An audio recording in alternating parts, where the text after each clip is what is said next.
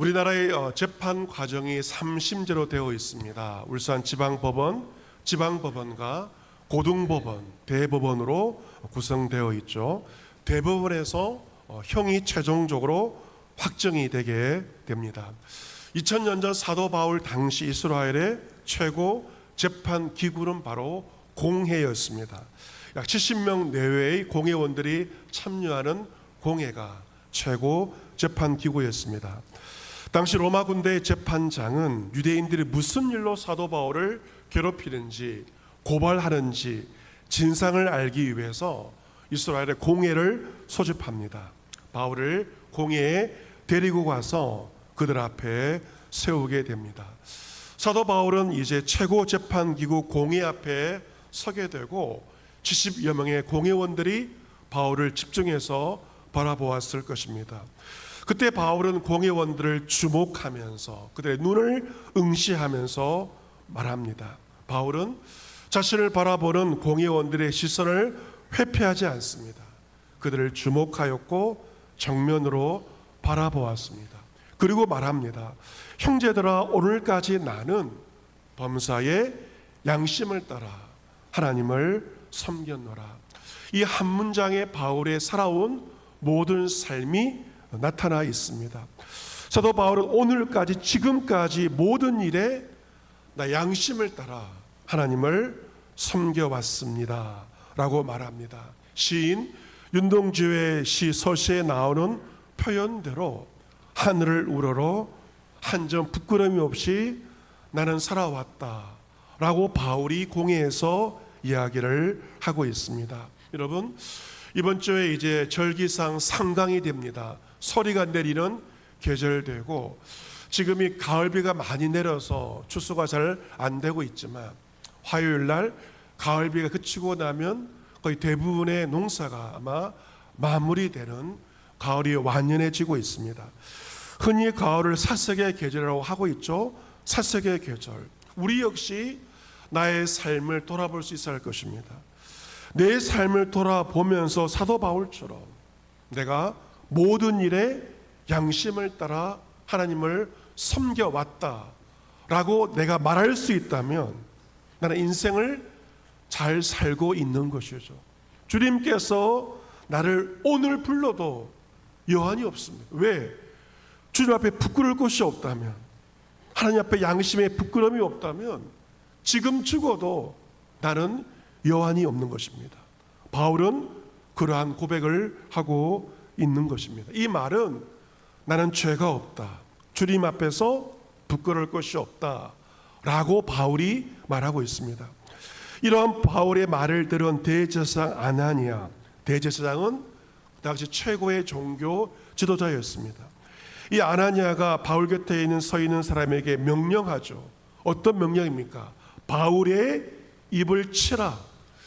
이 말은 무슨 의미를 가지고 있습니까? 바울이 지금 거짓말을 하고 있다, 이렇게 판단해서 바울의 입을 치라는 것입니다. 여러분, 이 말을 하는 아나니아가 어떤 사람이었을까? 역사가 요세푸스에 의하면 많은 돈을 부당하게 축제한 사람, 부정축제를 한 사람이고 난폭한 사람으로 알려져 있습니다. 여러분, 똥 묻은 개가 겨 묻은 개를 나무란다는 말처럼 아무런 자격이 없는 아나니아가 바울의 말을 듣고 바울의 입을 치라고 그렇게 말하고 있습니다. 그래서 바울이 응수하죠. 회칠한 담이여, 하나님이 너를 치시리로다. 회칠한 담을 아름답게 색깔로 칠을 했습니다. 그런데 사실 담장 공사가 부실 공사입니다. 그래서 부실 공사를 감추기 위해서 겉만 멀쩡하게 칠을 한 것입니다. 겉은 멀쩡하지만 속은 썩어 있고, 겉은 깨끗해 보이지만 속은 더러운 것으로 가득 차 있기 때문에 회칠한 담이라고 말하고 있는데, 이것은 겉과 속이 다른 위선적인 사람을 가리키는 말입니다. 예수님도 그 당시에 종교인들, 바리새인들을 향해서 회칠한 무덤이다, 겉은 아름답지만 속은 썩어 있다, 속은 죽어 있다 라고 책망한 것과 같은 의미의 말입니다. 회칠한 담이여, 내가 내 입을 치라고 하느냐? 하나님께서 너를 치실 것이다. 무서운 말입니다. 하나님이 너를 치실 거야. 여러분, 이 바울의 말은 그대로 이루어져서 역사에 의하면 아나니아는 그 후 어떤 어려운 일이 발생했을 때 수로에, 물이 흐르는 수로에 숨어 있다가 사람들에게 발각되어서 비참한 죽음을 당하게 되는데 하나님이 너를 치시려다. 바울의 이 저주가 그대로 이루어지게 된 것입니다. 내가 나를 율법대로 심판한다고 앉아서 율법을 어기고 나를 치라고 하느냐라고 바울이 말하고 있죠. 여러분, 모든 재판은 공정한 절차 가운데 이루어져야 되고 정당하게 판결을 내려야 하지 않습니까? 그런데 재판을 하지도 않고 내 입을 치라고 하는 것은 너무도 잘못된 것이며 율법의 정신을 어기는 것이라고 바울이 이야기를 합니다. 아마 감정에 기강되어서 이야기를 했을 것입니다. 곁에 선 사람들이 하나님의 대제사장을 내가 욕하고 있느냐라고 이야기를 합니다. 그 말을 듣고 바울은 사과를 하죠. 나는 그가 대제사장인 줄을 알지 못하였다. 어떻게 알지 못하였을까? 학자들은 추측해 보기를 아마 바울의 시력이 안 좋아서 아나니아 대제사장을 몰라 보았을 것이다 라고 해석을 하고 있습니다. 또한 그는 율법을 언급합니다. 기록하였을 때 너희 백성의 관리를 비방하지 말라 하였느니라. 이것은 바로 출애굽기 22장 28절의 말씀을 재인용하고 있습니다. 너는 재판장을 모독하지 말며 백성의 지도자를 저주하지 말라. 이 말씀을 바울이 재인용하고 있는 것입니다. 바울은 말씀을 따라 살던 자였기 때문에 자신의 가오를 바로 인정하고 그리고 몰라보았다라고 사과합니다. 여러분, 이 말씀 기억하십시오. 재판장을 모독하지 말며 백성의 지도자를 저주하지 말라. 하나님께서 율법을 통하여 하신 말씀입니다. 재판장의 판결이 내 마음에 안 든다고 해서 재판장을 모독하는 것은 하나님의 뜻이 아닙니다. 그리고 내 마음에 안 든다고 해서 지도자를 함부로 말하고 폄하하는 것도 하나님께서 원하지 않는 일입니다. 재판장을 모독해서는 안 되고 백성의 지도자를 저주하는 것은 결코 하나님의 뜻이 아니며 우리는 재판장과 백성의 지도자를 존중해야 합니다. 이것이 하나님의 뜻입니다. 또한 바울은 그 공회원들 가운데서 보니 일부는 사두개인이요 일부는 바리새인인 줄 알고 공회에서 외쳐 말합니다. 여러분 형제들아, 나는 바리새인이요 바리새인의 아들이라. 죽은 자의 소망 부활로 말미암아 내가 신문을 받고 있노라 라고 말하고 있습니다. 바울의 소망은 어떤 소망이었을까? 세상의 성공이 소망이 아니었고 죽은 자의 소망, 부활의 소망을 가지고 있었고 내가 그 소망 때문에 지금 이 자리에 와서 신문을 받고 있다라고 말하고 있습니다. 당시 이스라엘의 공회원들 가운데서 크게 두 가지의 분파가 있었죠. 우리나라에도 여야가 있는 것처럼 바리새인들과 사두개인들이 큰 구성원을 이루고 있었습니다. 그리고 그들 간에 억연차가 많았습니다.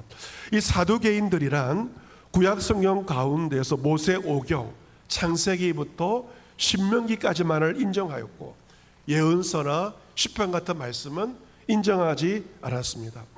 이 사두개인의 특징은 뭐냐면 초자연적인 것들, 초이성적인 것들을 인정하지 않았고 그리고 사후세계에 대한 부활의 소망이 그들에게 없었습니다.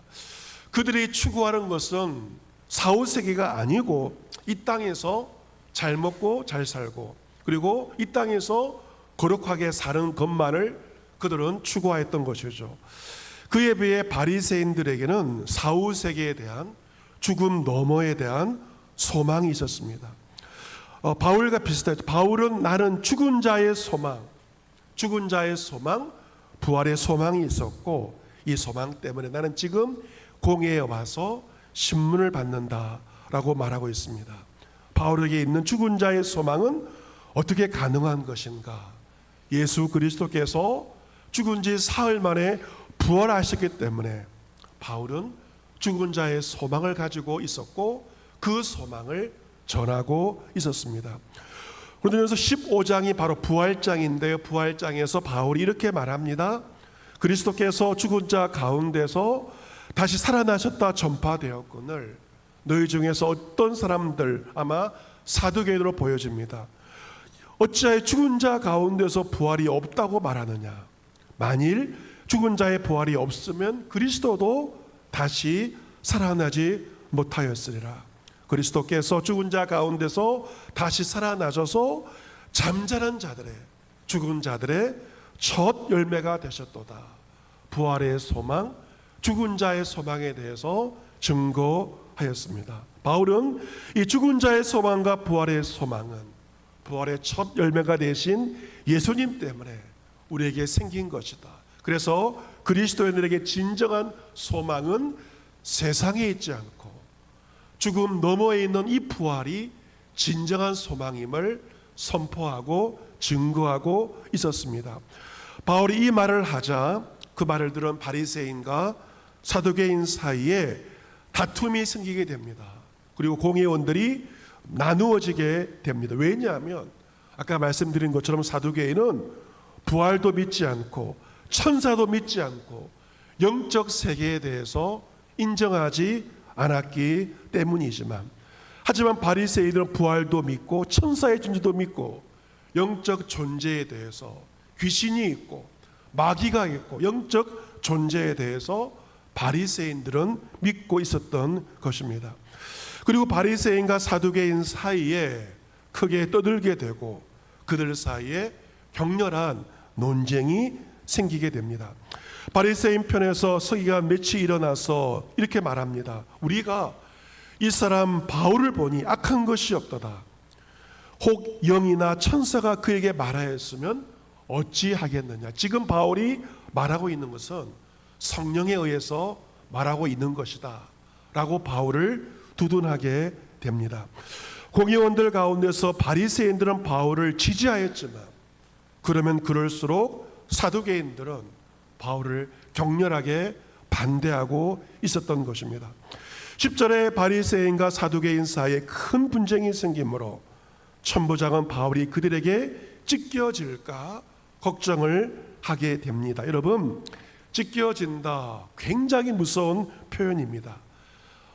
팔과 다리가, 사지가 찢겨짐을 당해서 이것은 죽는 것이죠. 여러분, 그날 공회의 분위기가 얼마나 살벌했는지, 여러분, 이 논쟁이 가열되면 적개심이 오게 되고 그리고 사람을 죽이려는 마음이 살이가 나게 되는 거죠. 그래서 그 공회에서 바울이 사두개인들에게 찢겨져 죽음을 당할까 천부장이 걱정을 할 그러한 상황이 되었던 것입니다. 왜냐하면 바리새인들이 바울을 두둔하고 변호할수록 사두개인들은 더 앙심을 품고 바울을 죽이려고 하였던 것입니다.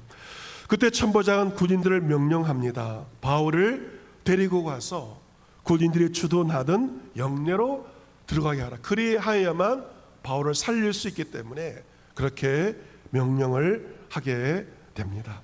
사도 바울, 유대인의 최고 재판기구, 최고의 지성인들이 모여있는 공회에서 재판을 받으면서 그런 참으로 어려운 상황에 처하게 됩니다. 자신이 지금까지 아무런 탈이 없이 잘 살아왔다라고 증언하였지만 대제사장은 자신의 입을 치라고 명령한 것. 얼마나 이게 수치스러운 일입니까? 그리고 자신을 놓고 공의원들 사이에 격렬한 살벌한 논쟁이 생겼고 일부 사람들은 자신을 찢으려고 죽이려고 하는 그러한 상황이 되었습니다. 나에게 어떤 끔찍한 일이 일어날는지 모르는 상황입니다. 내가 주님 앞에서 한평생 부끄럽지 않게 살아왔는데 왜 나에게 이런 일이 일어나는 것일까? 내가 뭘 잘못했는지 여러 가지 복잡한 생각이 들었을 것이고, 그의 마음이 매우 심란하였을 것이고, 그의 마음은 무너졌고 낙심이 되었을 것입니다. 그리고 시간이 지나서 밤이 되었습니다. 여러분도 경험하겠지만 밤이 되면 사람이 좋은 생각이 잘 나지 않습니다. 안 좋은 생각이 더 많이 찾아오게 되고, 그리고 안 좋은 생각은 꼬리에 꼬리를 물게 되고, 어떤 경우는 정말 극단적인 선택까지 주로 밤에 하지 않습니까? 밤에는 안 좋은 생각이 꼬리에 꼬리를 물게 되는 것이죠. 그런데 본문 11절 말씀 우리 같이 한번 읽어보도록 하겠습니다. 11절 같이 읽겠습니다. 시작. 그날 밤에 주께서 바울 곁에 서서 이르시되 담대하라. 내가 예루살렘에서 나의 일을 증언한 것 같이 로마에서도 증언하여야 하리라 하시니라. 아멘. 그날 밤 낙심했던 밤이고 마음이 무너진 밤입니다. 사람들 때문에 너무도 힘든 밤이었습니다. 그런데 주님께서 바울 곁에 찾아오신 것이죠. 바울이 다메섹에 가는 길에서 예수님 만났던 것처럼 또다시 바울은 주님을 만나게 되고 아마 환상을 본 것으로 보여줍니다.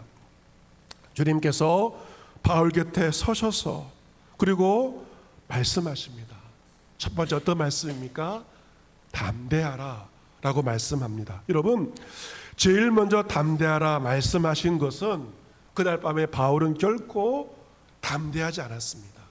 마음이 너무도 힘들었고 마음은 완전히 무너진 그러한 상태였습니다. 여러분, 우리가 신앙을 가졌다고 하지만 살아가면서 우리 얼마든지 낙심할 수가 있고 우리 마음이 주저앉을 때가 얼마나 많은지 모릅니다. 내가 처해 있는 상황들을 바라보고 나를 대하는 사람들과 사람들이 나에게 하던 말들을 생각하고 바라보면 우리는 너무도 낙심하게 되고 주저앉게 됩니다. 바울이 그러하였습니다. 하지만 주님은 낙심한 바울을 찾아오셨듯이 낙심한 우리 곁에 찾아오십니다. 위로하십니다. 그리고 무엇을 말씀하시는가? 담대하라. 이것을 말씀하십니다. 여러분, 바울은 공의 재판정에서 사람들에게 입을 맞을 뻔하였습니다. 입을 맞았다는 기록은 없지만 맞을 뻔하였지만 우리 예수님은 그 신문 가정에서 더 심한 대접을 받았죠. 사람들은 예수님의 거룩한 얼굴에 함부로 침을 뱉었습니다. 침뱉음 여러분 한번 당한 적이 있으시나요? 예수님은 침뱉음을 당하셨어요. 주먹으로 쳤습니다. 얼굴로 맞았습니다. 어떤 사람은 손바닥으로 예수님을 때리기도 하였습니다. 바울이 자신의 동족 유대인들에게 배척당한 것처럼 예수님도 이방 사람이 아닌 자기의 동족에게 이러한 배척을 당하신 것입니다. 사도 바울, 사람들에게 모욕당하고 배척당하는 그 심정을 누가 잘 아실까? 예수님께서 누구보다 잘 알고 계십니다. 여러분, 암 환자가 있다면 누가 가장 위로할 수 있을까요?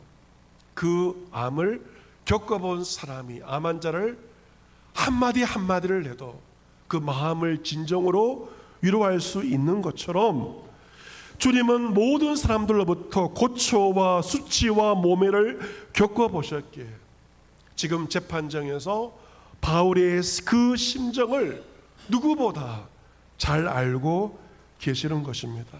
주님은 바울에게 이렇게 말씀하시는 거죠. 내가 너 마음 다 안다. 나는 너보다 심한 거 다 겪었어. 너의 억울함과 너의 부당함, 너의 모든 심정을 나는 다 알고 있어. 하지만 담대하거라 라고 주님께서 바울에게 말씀하십니다. 주의 음성만 들어도 바울이 큰 위로가 되었을 것이고 큰 힘을 얻게 되었을 것입니다. 주님은 한마디를 더 하십니다. 무엇을 말씀하십니까? 예루살렘에서 나의 일을 증언한 것처럼 로마에서도 증언하여야 하리라. 바울은 예루살렘에서 유대인들에게 이 공회에서 예수님만을 전하였죠. 나를 살려주시오 말하지 않았습니다. 예수님만을 전했습니다. 예수님은 바울에게 말씀하십니다. 너가 그렇게 말한 거 내가 다 알고 있어.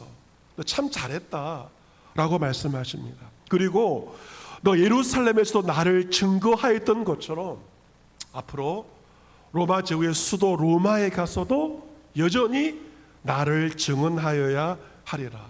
두 가지를 말씀하죠. 담대하라, 증언하라. 오늘 설교의 제목이기도 합니다.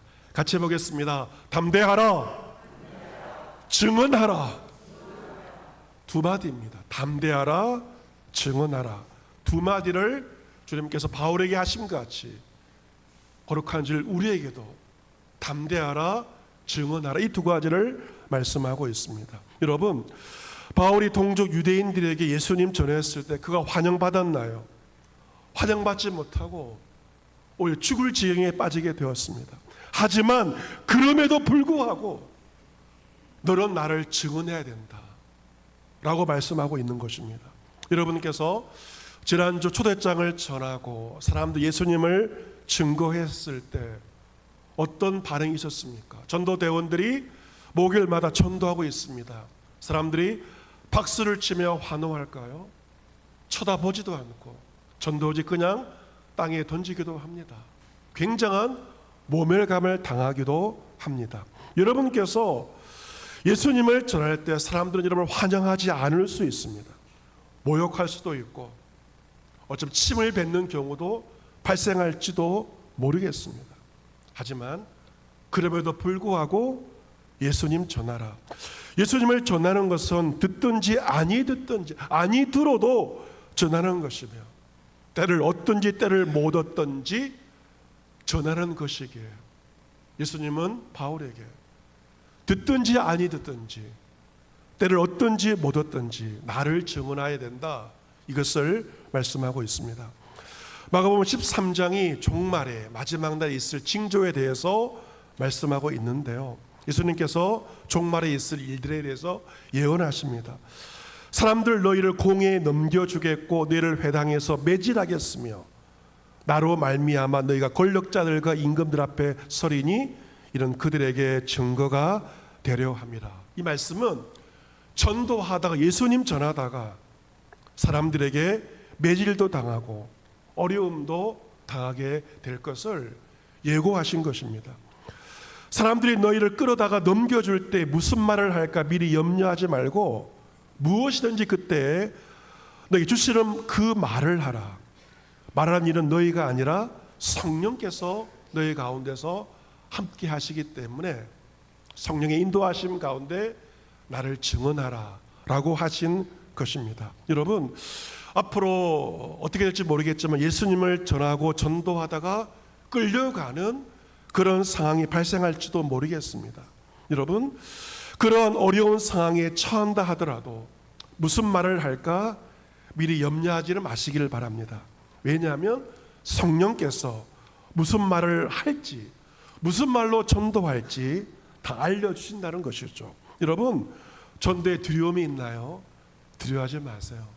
성령님을 의지하고 담대하게 성령께서 주시는 말씀을 담대하게 전하는 것입니다. 내 말을 하고자 함이 아니라 성령께서 주시는 그 말을 누군가에게 전하는 것, 이것이 바로 전도입니다. 사랑하는 성도 여러분, 오늘 공회에서 바울이 처한 상황은 어쩌면 우리가 처해 있는 상황과 다르지 않습니다. 사람들은 여러분은 바르게 살려고 하지만 사람들은 여러 가지 말로 여러분을 공격할 것입니다. 너무도 억울하지 않습니까? 그리고 수많은 논쟁이 있고 다툼이 있습니다. 국회를 바라보더라도 사회를 바라보더라도 얼마나 세상이 시끄러운지 모르고 서로 물어뜯으려고 하고 서로를 죽이려고 하고 있는 격렬한 다툼이 우리 사회 가운데 있지 않습니까? 그러한 사람들을 바라보고 상황들을 바라볼 때 우리의 마음은 심히도 낙심하게 되고 포기할까? 떠나가 버릴까? 그런 마음이 우리 마음 가운데 있습니다. 하지만 바로 그때 주님 여러분을 찾아오셔서 여러분 곁에 계시면서 여러분에게 두 가지를 말씀하십니다. 첫 번째는 담대하거라, 마음을 추스리거라, 그리고 그들에게 증언하라. 그들이 아니더라도 너는 그들에게 복음을 나를 증언하여 한다. 주의 음성은 언제 듣습니까? 내 마음이 무너질 때, 내 마음이 낙심할 때, 우리는 우리 곁에 찾아오시는 주의 음성을 듣게 되고 다시금 힘을 얻게 됩니다.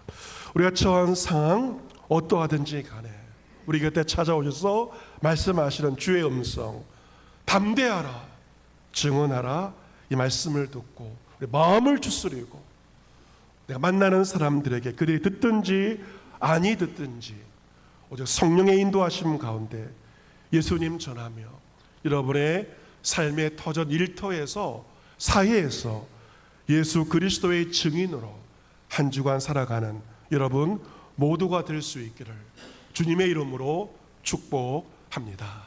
아멘.